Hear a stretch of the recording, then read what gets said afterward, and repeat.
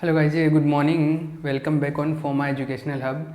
जो last lecture था वहाँ तक हमने फ़िल्टर को कंप्लीट कर लिया था। अभी ये जो लेक्चर है इसके अंदर हम लोग स्टार्ट करने जा रहे हैं जेनर डायोड।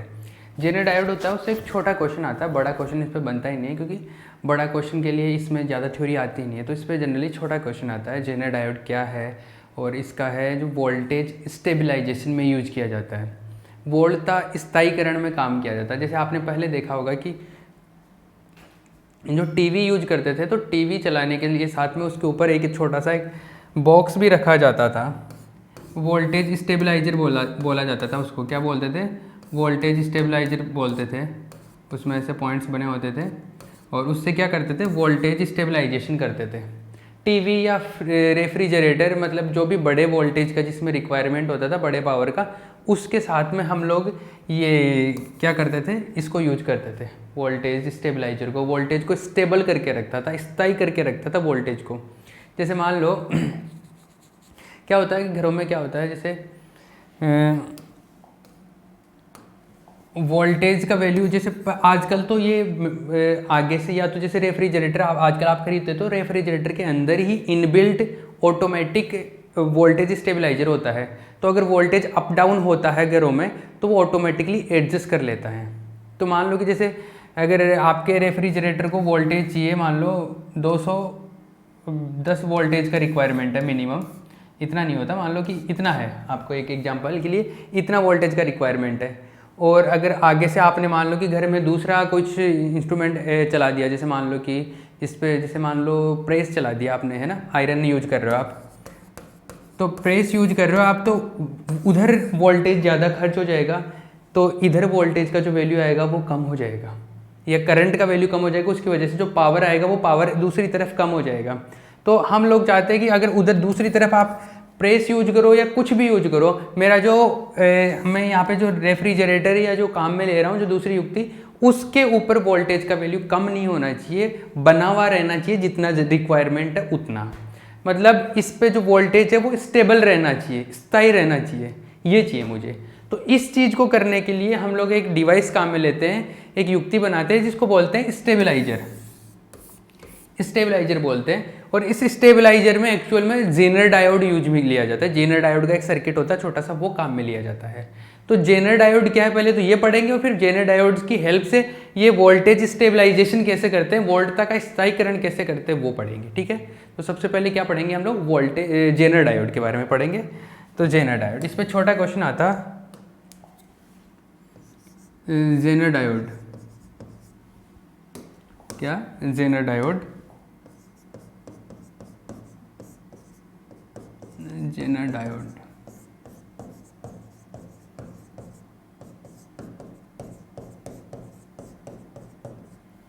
ठीक है। पहले मैं बता दूं जेनर डायोड क्या होता है, पहले एक्सप्लेन कर देता हूँ, फिर इसकी डेफिनेशन वगैरह इसके बारे में लिख पाएंगे हम लोग डायोड जो बनाते हैं ना, डायोड में कुछ एक्स्ट्रा चीजें कर देते हैं तो वो जेनर डायोड का काम करता है। और जेनर डायोड का काम करने का मतलब क्या है, देखो पहले हम लोग डायोड को थोड़ा सा मैं हल्का सा एक्सप्लेन कर देता हूँ। डायोड में क्या करते थे हम लोग, एक पी टाइप का सेमीकंडक्टर होता था, एक एन टाइप का सेमीकंडक्टर होता था। इस पी टाइप के सेमीकंडक्टर और एन टाइप के सेमीकंडक्टर को हम लोग जब पास पास में रख देते थे, पी टाइप सेमीकंडक्टर और एन टाइप के सेमीकंडक्टर को जब पास पास में रखते थे, मतलब एटॉमिक लेवल पर टच करते थे, परमाणु स्तर पर। ऐसा नहीं कि ये लो पी टाइप एन टाइप लेके आओ ये जेनर डायोड बन गया, डायोड बन गया, ऐसे नहीं बनता। एटॉमिक लेवल पर जब टच करते हैं, परमाणु स्तर पर लेबोरेटरी में जब करते हैं, तो यहाँ पर एक जंक्शन बनता है, एक अवक्षय परत बनता है, एक संधि बनता है, और उसके बाद में जो ये काम करता है, इसका जो फंक्शन है वो चेंज हो जाता है। इसका सिंबल है, इस तरीके से बनाते हैं हम लोग डायोड का।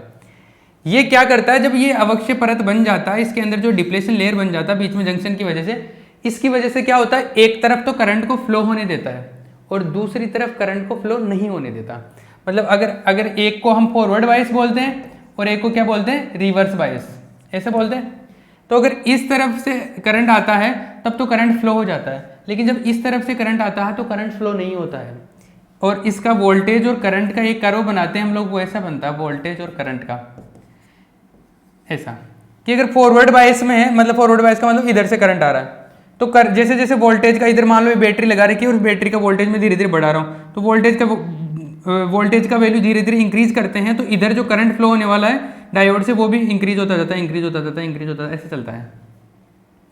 और अगर रिवर्स बायस की बात करूँ, रिवर्स बायस का मतलब है वोल्टेज नेगेटिव कर दूं, मतलब इस प्लेट को छोटा कर दूं, बैटरी को उल्टा लगा दूं ऐसे, तो बहुत देर तक वोल्टेज का वैल्यू कुछ नहीं होता, मतलब करंट फ्लो ही नहीं होता, वोल्टेज का वैल्यू कितना ही बढ़ा, देखो वोल्टेज का वैल्यू नेगेटिव में बढ़ रहा है ना, इस तरह बढ़ रहा है वोल्टेज है इस एक्सिस पे, तो बढ़ा दिया, करंट का वैल्यू बहुत कम होता, आई नोट के बराबर होता था, हमने ये पढ़ा था है ना, ये बहुत कम होता था, ऑलमोस्ट जीरो है आई नोट, तो ये कम होता था, और फिर एक चुल में लास्ट में जाके एक सिचुएशन ऐसी आती है जहाँ पर करंट का वैल्यू एक साथ बहुत ज़्यादा हो जाता है, और यहाँ पर ये जो रीजन है उसको बोलते हैं क्या, भंजन क्षेत्र बोलते हैं, इसको ब्रेकडाउन रीजन बोलते हैं, क्या बोलते हैं, ब्रेकडाउन।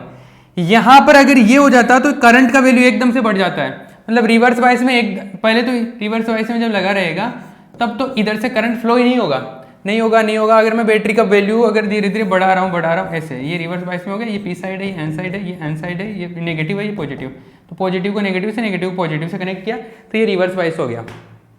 अब वोल्टेज का वैल्यू मान लो मैंने 5 किया, 5 है, तब तो इसमें कुछ नहीं होगा, मतलब एक लिमिट होती है इसकी कितना सहन कर सकता है, फिर 6 किया तब भी करंट फ्लो नहीं हो रहा, करंट जीरो ही है अभी भी, फिर 7 किया, 8 किया, जैसे जैसे बढ़ाया, वोल्टेज का एक पर्टिकुलर वैल्यू आता है, उसके बाद में क्या हो जाता है, ये एकदम से करंट इसमें चला जाता है और डायोड यहाँ पर जल जाता है, ये ब्रेक डाउन हो जाता है, डायोड खराब हो जाता है, उसके बाद में डायोड काम नहीं करता है।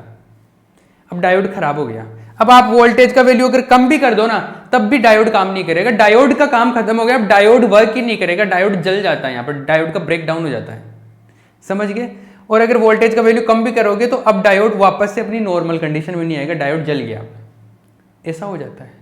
लेकिन अगर हम लोग पी टाइप का जो सेमीकंडक्टर और एन टाइप का सेमीकंडक्टर, इनमें डोपिंग ज्यादा कर दे, डोपिंग का मतलब है अशुद्धि ज्यादा मिला दे, पी टाइप का सेमीकंडक्टर है तो अशुद्धि तो मिलाई है, तभी तो पी टाइप का बना, एन टाइप में भी अशुद्धि मिलाई है, डोपिंग ही की है, तो डोपिंग अगर और ज्यादा कर दे तो उसकी वजह से एक इफेक्ट आता है, और उस इफेक्ट में ये होता है कि अगर डोपिंग ज्यादा कर देते हैं तो जो डायोड बनता है वो डायोड क्या करता है, वो डायोड इस रिवर्स बायस में मान लो कि करंट का वैल्यू बहुत ज्यादा हो गया तब फ्लो करवा देगा, पर वो जलेगा नहीं, मतलब ब्रेकडाउन में जब चला जाएगा, इस क्षेत्र में जब चला जाता है तो ये डायोड खराब नहीं होता है, वापस से वोल्टेज को कम करते ही नॉर्मल कंडीशन में आ जाता है।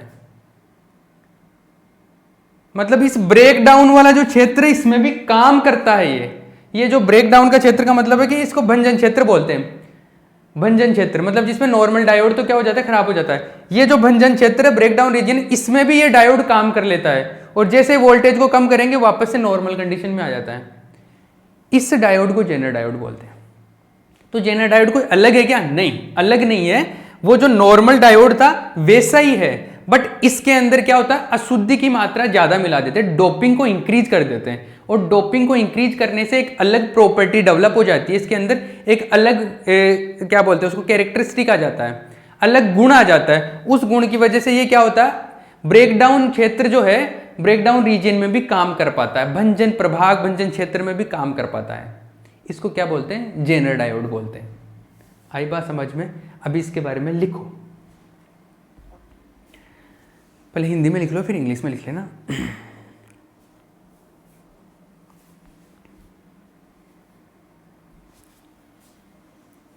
यदि किसी डायोड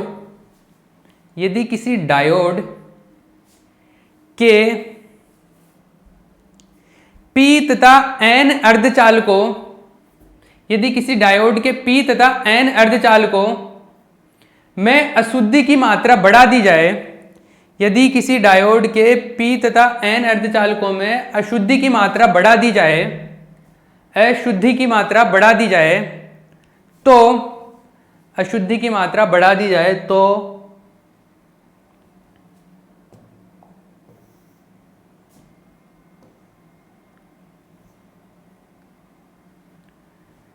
पश्च बायस में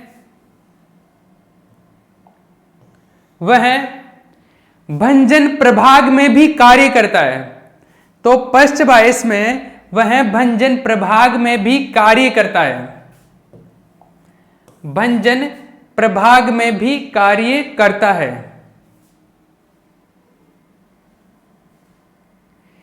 इस प्रकार बनने वाले डायोड को इस प्रकार बनने वाले डायोड को जेनर डायोड कहते हैं। इस प्रकार बनने वाले डायोड को जेनर डायोड कहते हैं। इस प्रकार बनने वाले डायोड को जेनर डायोड कहते हैं। क्लियर है? इंग्लिश में लिखो। when the doping level is increased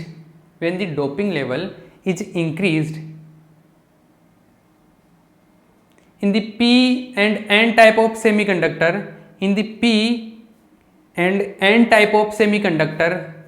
of a diode then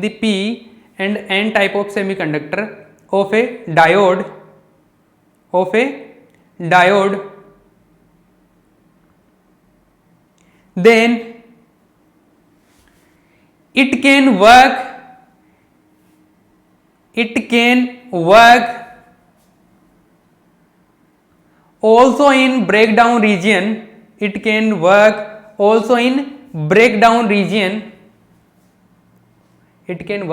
in breakdown region. This type of diode is known as Zener diode. This type of diode is known as Zener diode. Correct है? Zener diode हो गया भैया, समझ में आया? Correct है। अब इसके बारे में थोड़ी चीजें और बता देता हूं मैं, मतलब इसके कुछ पॉइंट्स लिख लो। ये तो डेफिनेशन हो गई ना, एक प्रॉपर्टीज बोल लो, इनको गुण बोल लो। प्रॉपर्टीज ऑफ जेनर डायोड,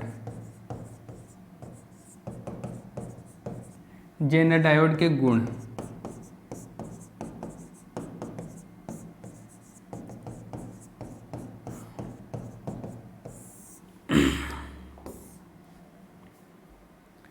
गुण मतलब इसके बारे में इंफॉर्मेशन लिखा रहा हूं, प्रॉपर्टीज है जो इसकी कुछ इंफॉर्मेशन है।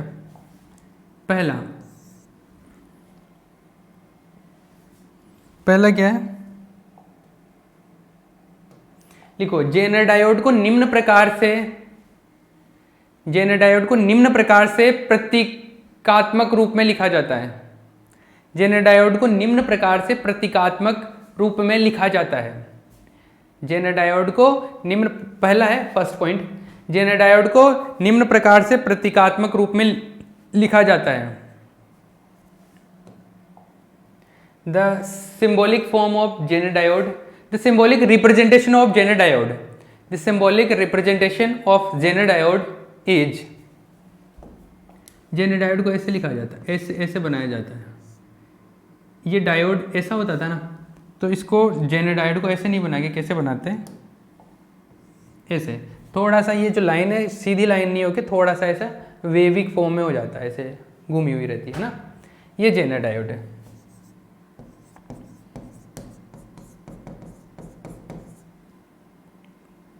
जेनर डायोड,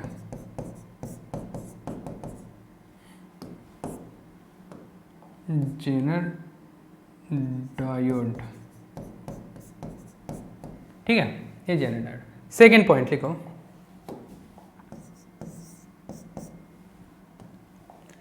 देखो मैंने ये बोला जेनर डायोड के बारे में बताया तब कि जब रिवर्स बाइस में काम करेगा तो रिवर्स बाइस में वो जो ब्रेकडाउन रीजन है उसमें भी काम करता है।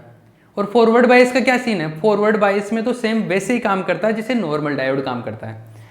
मतलब फॉरवर्ड बाइस में same as it is normal diode की तरह ही काम करता है। तो सेकंड पॉइंट लिखो,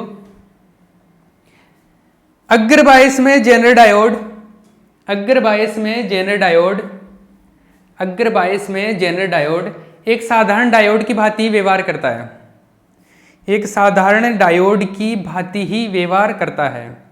अग्र बायस में जेनर डायोड एक साधारण डायोड की तरह ही कार्य करता है। अग्र बायस में जेनर डायोड एक साधारण डायोड की तरह ही कार्य करता है। जेनर डायोड वर्क्स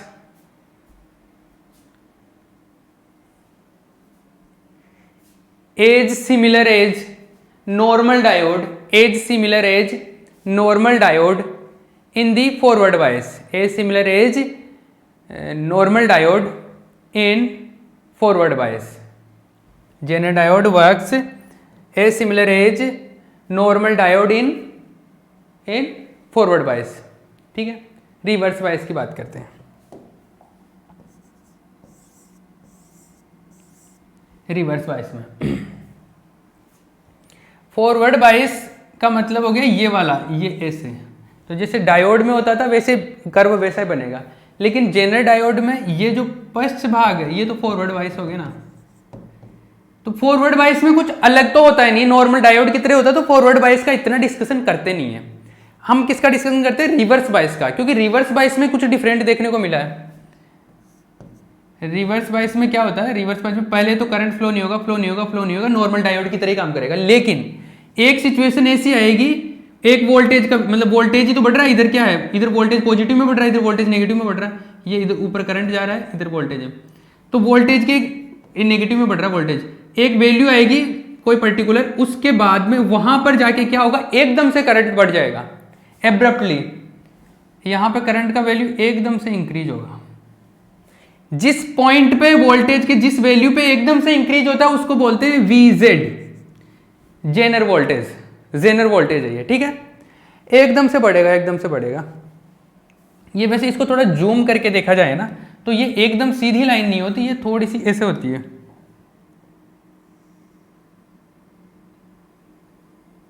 ऐसे होती है, थोड़ी सी टेढ़ी होती है। और करंट का वैल्यू एकदम से बढ़ता है, वोल्टेज का वैल्यू थोड़ा सा और बढ़ाते हैं तो करंट का एक मैक्सिमम वैल्यू तक जाता है, और करंट का मैक्सिमम वैल्यू जाता है, इस मैक्सिमम वैल्यू को बोलते हैं IZ। IZ का मतलब जेनर करंट, जेनर डायोड में करंट का मैक्सिमम वैल्यू, M मतलब मैक्सिमम, अधिकतम, IZM ये अधिकतम मान है करंट का। तो पहले तो वोल्टेज का वैल्यू बढ़ाएंगे बढ़ाएंगे बढ़ाएंगे, नॉर्मल डायोड की तरह काम करेगा, लेकिन एक पर्टिकुलर वैल्यू आएगा वोल्टेज का जिसके ऊपर एकदम से करंट का वैल्यू बढ़ जाएगा, इस वोल्टेज को बोलते हैं Zener diode, Zener voltage, Zener voltage. ठीक है ना, तो इसमें रिवर्स बायस में एक तो जेनर वोल्टेज के बारे में लिखेंगे, एक IZM के बारे में लिखेंगे। ठीक है, तो लिखो, नेक्स्ट पॉइंट लिखो, थर्ड पॉइंट है क्या, फर्स्ट बायस में पहले हिंदी मीडियम वाले लिख लो, फिर इंग्लिश मीडियम वाले लिख लो ना। फर्स्ट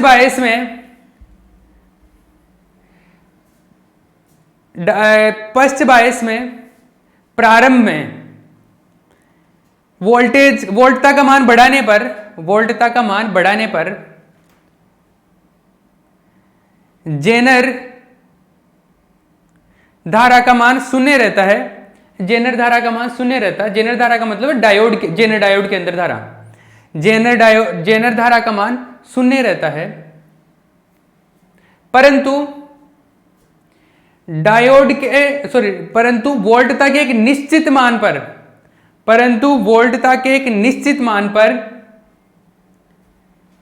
धारा का मान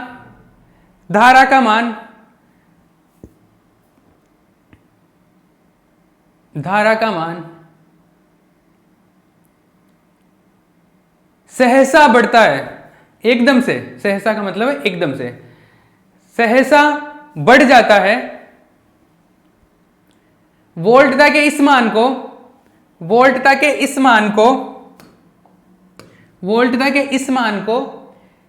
वोल्टता कहते हैं, वोल्टता के इस मान को जेनर वोल्टता कहते हैं, वोल्टता के इस मान को जेनर वोल्टता कहते हैं।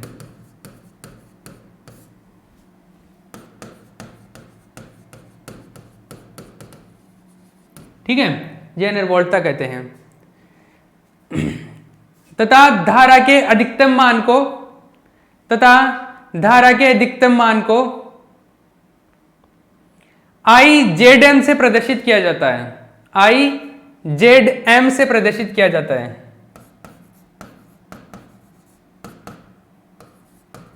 IZM से प्रदर्शित किया जाता है।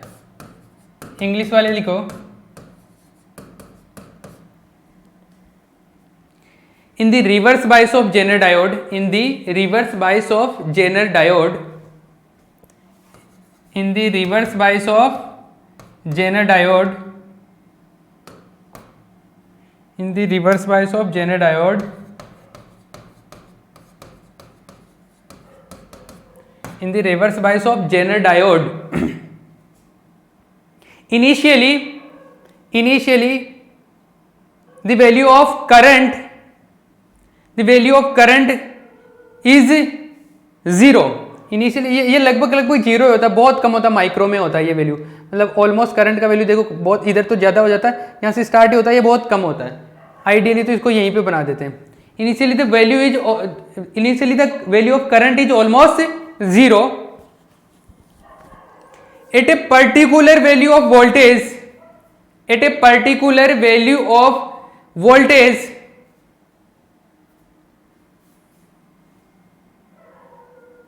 the current increases abruptly.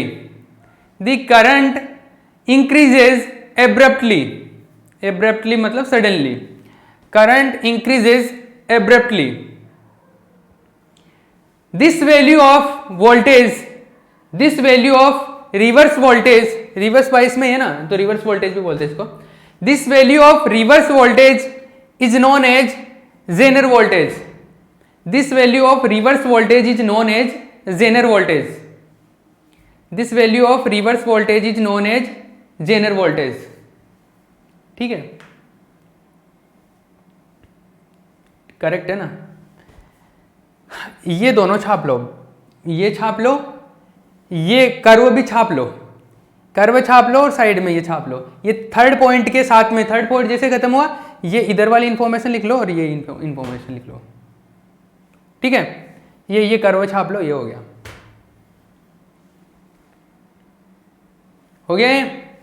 Current का वैल्यू और ये सब कुछ आ गया. ये जो रीजन है ये वाला, एक सेकेंड, ये जो रीजन है इस रीजन को बोलते हैं, इस डायग्राम में लिख लेना, इसको बोलते हैं क्या, ब्रेकडाउन रीजन है ये, भंजन प्रभाग, ब्रेकडाउन रीजन, भंजन प्रभाग.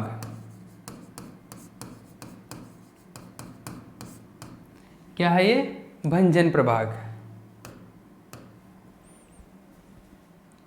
मतलब जिसमें ब्रेकडाउन हो जाता है, जिसमें भंजन होता है, उसको भंजन प्रभाग बोलते हैं, ब्रेकडाउन रीजन. ये ब्रेकडाउन रीजन है,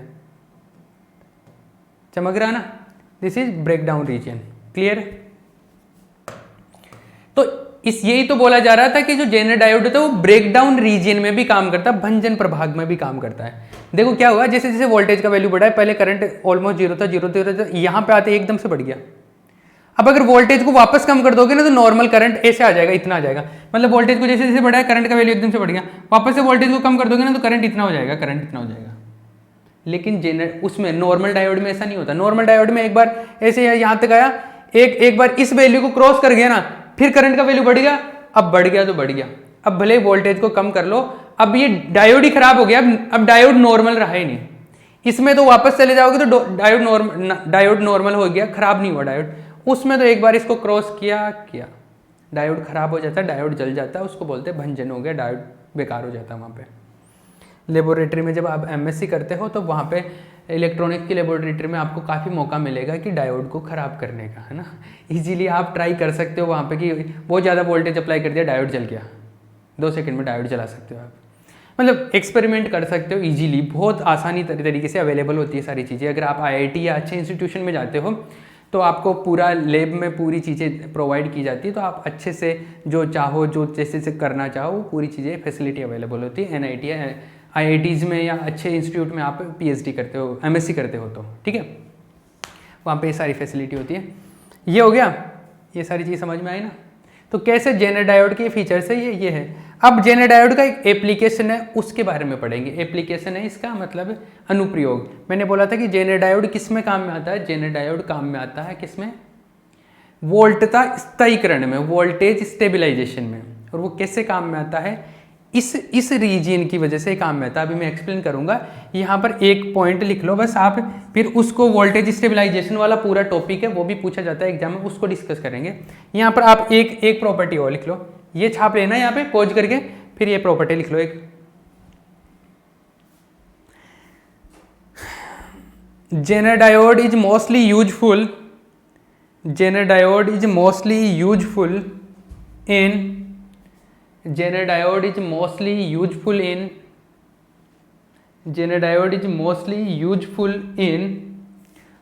voltage stabilization. Zener diode is mostly useful in voltage stabilization. Zener diode का प्रयोग सामान्यतः ये मुख्यतः जेनर डायोड का प्रयोग मुख्यतः वोल्टता स्थायीकरण में किया जाता है। जेनर डायोड का प्रयोग मुख्यतः वोल्टता स्थायीकरण में किया जाता है। वोल्टता स्थायीकरण में किया जाता है। ठीक है, क्लियर, ये हो गया। नेक्स्ट के अंदर हम लोग क्या करेंगे, इसका वोल्टेज स्टेबलाइजेशन के बारे में बात करेंगे, वोल्टता स्थायीकरण के बारे में बात करेंगे, इसका एप्लीकेशन है। तो अगर आपको ये पूछे कि जेनर डायोड क्या है, किसे है, तो वो आप यहाँ तक का लिख देना। और अगर आपको पूछे कि जेनर डायोड क्या है, उसका एप्लीकेशन बताओ, उसका वोल्टेज स्टेबलाइजेशन में कैसे यूज किया जाता है, वोल्टता स्थायीकरण में कैसे प्रयुक्त किया जाता है उसको, तो अब मैं जो करवाऊंगा वो लिखना है। ठीक है।